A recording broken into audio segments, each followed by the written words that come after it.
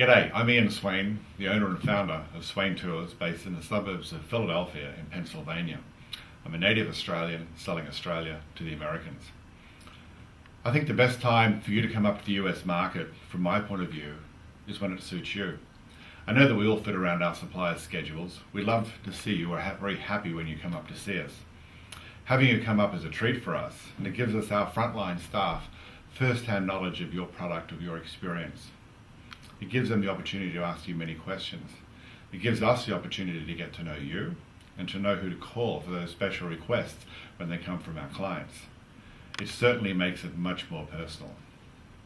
Know the company you're meeting with when you come up here and the level of knowledge that they have of their staff in their office.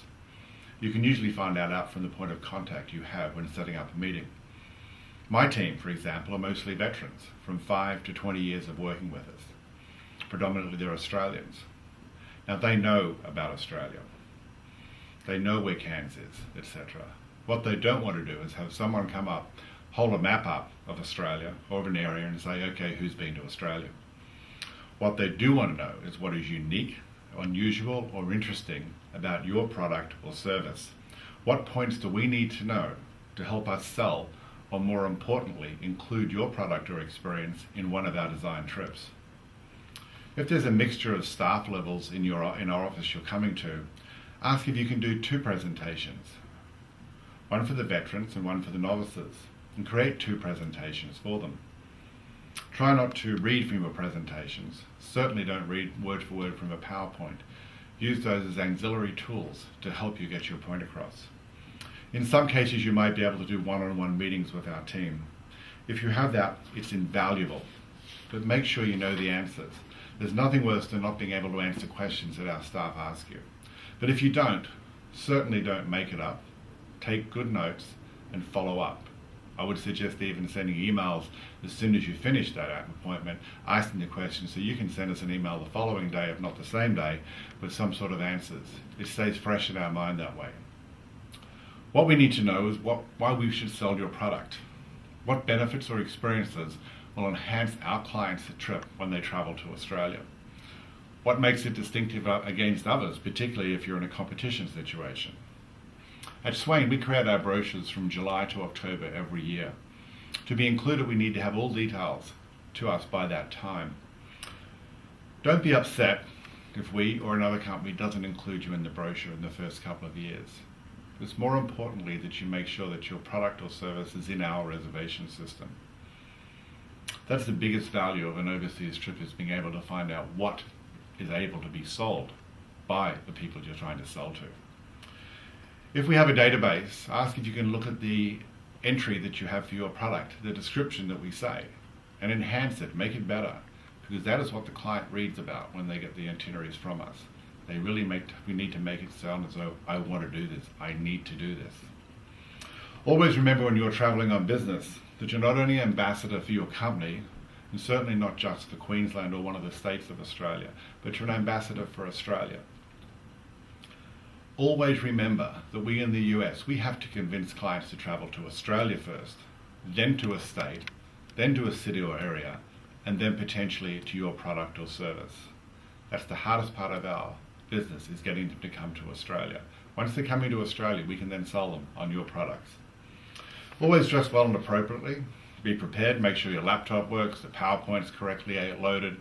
Don't sit around waiting 20, 30 minutes waiting for things to happen. Don't assume that you're always going to have an internet connection at the office you're going to. Always know your clients and their needs.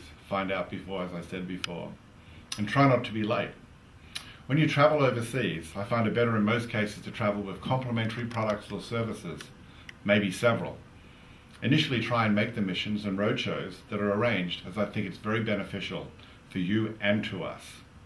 For us, the client, who has several products at the same time, it's beneficial use, it's very good usefulness of our time.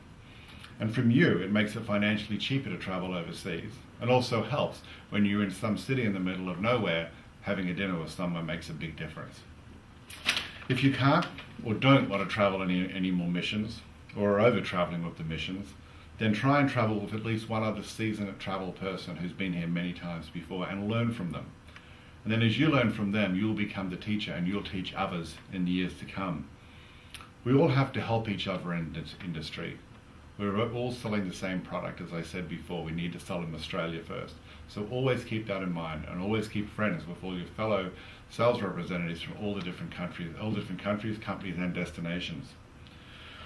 When you leave us, leave something behind that's memorable for us. Be creative. That's what makes it memorable. No doubt you'll attend ATE either this year or next year, and it's the best show to meet people and make prospective clients. Make good contacts, and again, try and find out what the client needs from you and follow up with them when you know what they need and you can provide it. Make sure you follow up. That's very, very important. When sitting at your booth, smile and be happy. We don't want to sit down with someone who isn't enjoying themselves. We want to be part of the fun. We're in the hospitality industry. It is a fun industry to be in. We need to be motivated to learn from you. During the meeting, ask if you can come over and see our frontline staff to inhale all the experiences that you can offer our clients. Ask if they prefer to come in at breakfast, at lunch, at morning tea, afternoon tea, evenings, and foot around their schedules for that particular part of the day. It's hard to be unique, but each and every year, with so many people calling on us, people still tend to surprise me with the uniqueness of how they make their visit more memorable than others. When traveling, check with the clients is the best way to get to their place of business from the airport you're landing in. Some of us are in the suburban areas, and whilst you think it might be easy to find it, it not necessarily is. As for directions how to get there, they'll avoid the phrases, sorry, I'm late, but I got lost. In closing, I've been in this industry for 25 years. I love it, I love every day I work, and I love meeting you and enjoying every part of the industry that I'm in. I really sincerely look forward to seeing you all in Ardmore, Pennsylvania very soon. Thanks a lot.